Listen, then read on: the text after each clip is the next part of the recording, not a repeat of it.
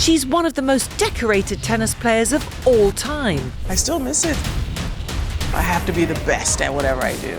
Now she's applying lessons learned in sport to a career in business. You have to be very disciplined. You also have to be determined. CNBC Meets Serena Williams. Here at the 2025 Cannes Lions International Festival of Creativity, Serena is appearing on stage to speak about her newly announced role as entrepreneur in residence at consumer goods conglomerate Reckitt's startup accelerator program, Catalyst. After the event, I sat down with Serena for this exclusive interview. Serena, thank you so much for joining me here at Cannes Lions. Thank you. Yeah, it's so nice here. You know, I've come here, but I haven't been able to speak here, so this is nice.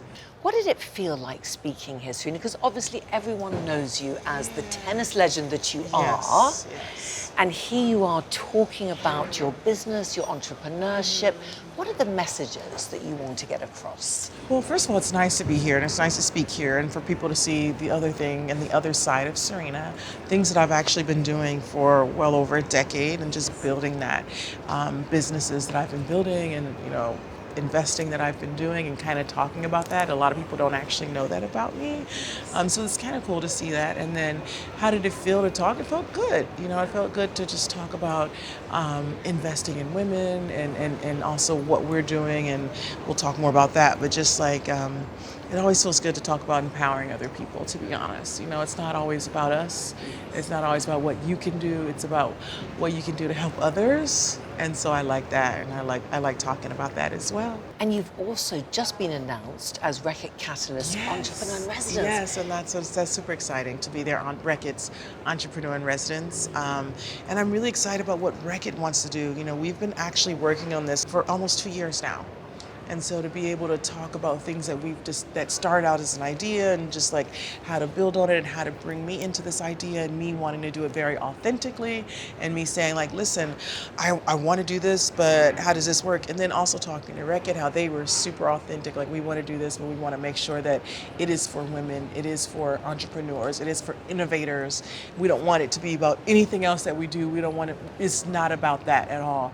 It's really just about building up someone else, and like I said, like just being here to talk about how you're helping others, and it's really cool. So I'm really excited to be their entrepreneur in residence, and I'm really excited to just kind of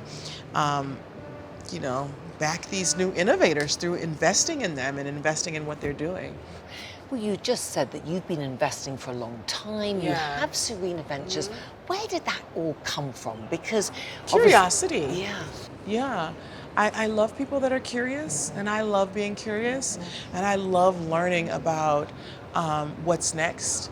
And I feel like we're living in this crazy world right now, but it's also a digital world. It's also, this innovation. And this might sound crazy, but I just go back to the Industrial Revolution. Like, we're living in a digital revolution. And I feel like every 10, 20 years, it's a new digital revolution. And so for me, that's how I started investing, was just being curious about how do I get on the cap table of some of these companies that are effectively changing how we're living our lives.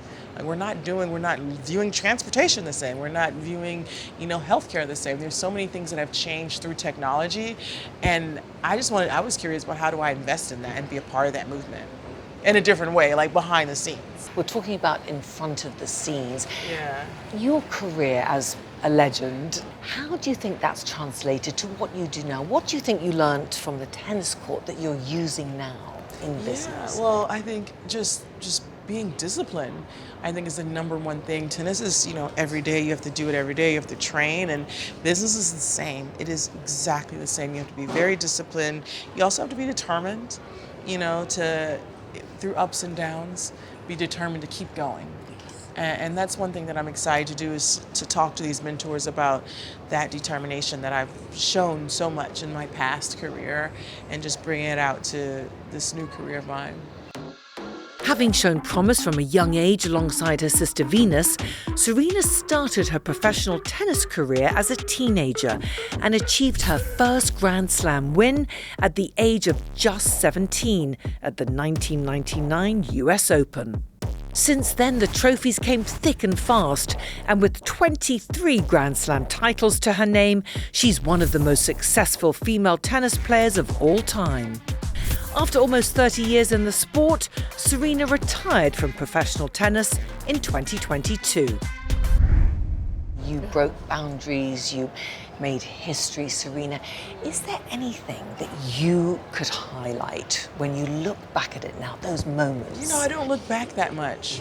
Yeah. It's filled with so much nostalgia and honestly, like, sadness, because I miss it, you know? And it's like, oh, so I just try not to, I just do the awful avoidance technique and just avoid it and just don't think about it. And like, I don't want to talk about it.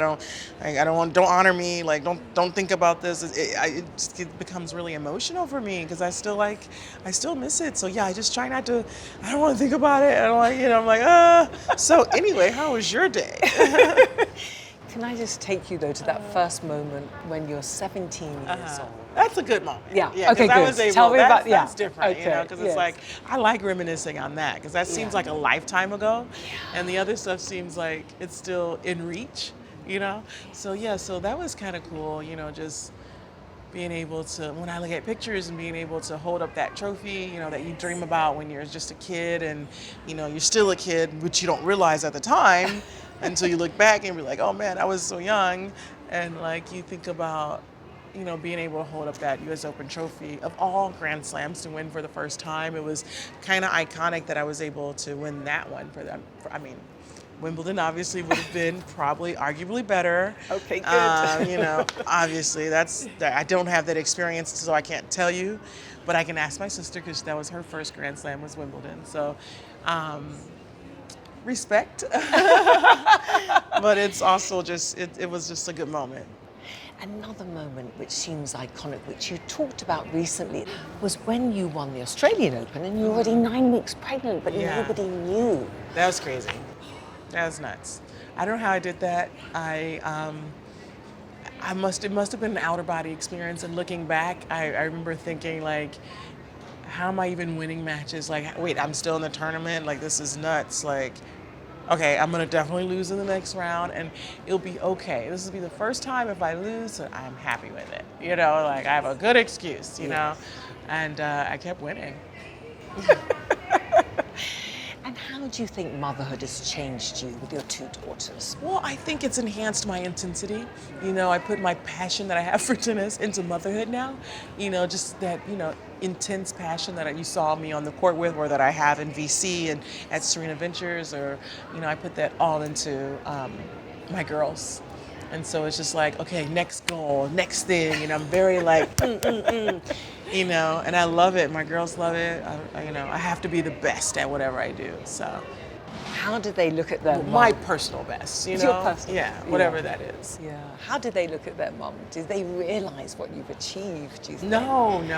The older one does a little bit. But she's like, Mom, someone did a report about you at school. And I'm just like, oh, okay. Mom, I just saw you in my book.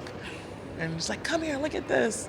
So I don't think she understands though. And it's fine. I don't want her to understand. That was yesterday.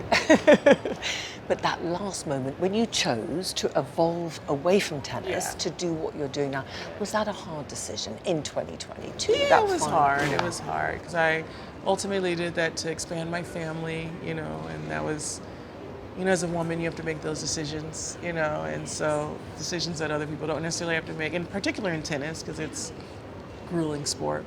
We don't have an off season, so it's like, it's difficult, so yeah. And of course now, with your second career, what do you think are the key factors of your success as Serena Williams has been, even looking back to early days? Yeah, I think just my intensity and my drive and everything that I want to show the entrepreneurs of, you know, because I think a lot of things are nature, but a lot of things can be nurtured. And I know that from experience, that a lot of things can be nurtured. And I look forward to nurturing them and getting them to a place of, you know, being very successful at whatever they define success. Because the success is defined in many different ways. And I think it's super important for people to understand how you define success is okay. And just to get to them to their definition of success. You talk about nature versus nurture. Can I ask you the values your parents instilled in you?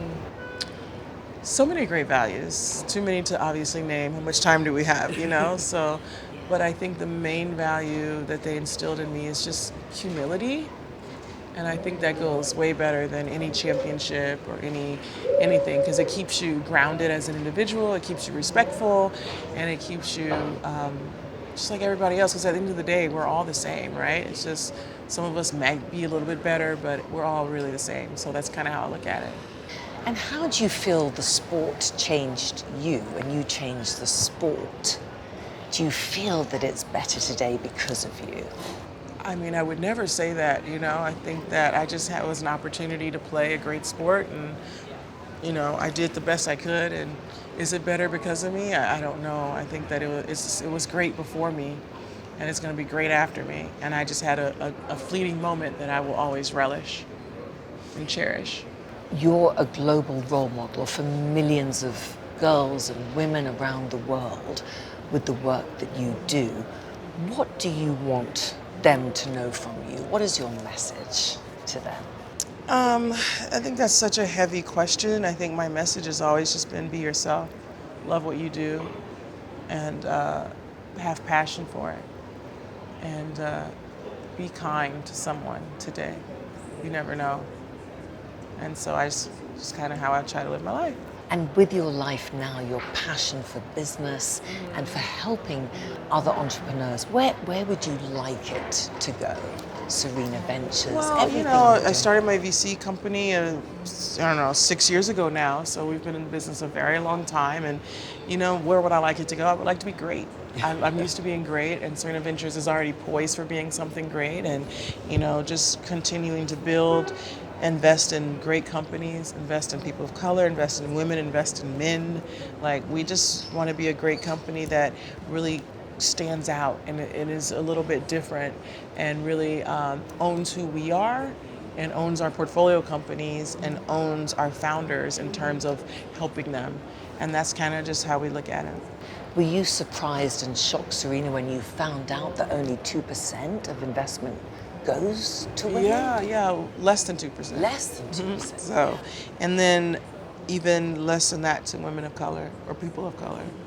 So, in me, that means if I'm not who I am, well, possibly even if who I am, it's going to be impossible to start a company and go get a loan or go take something out of my mortgage if I have that, you know. Yes. So the opportunities are definitely not the same, and I'm not trying to change that needle at all, because I don't think one person can change anything. But I just think using my platform, you know, having Serena Ventures be, you know, one of the bigger venture companies that do really invest in diversity and, you know, encouraging other people to do the same.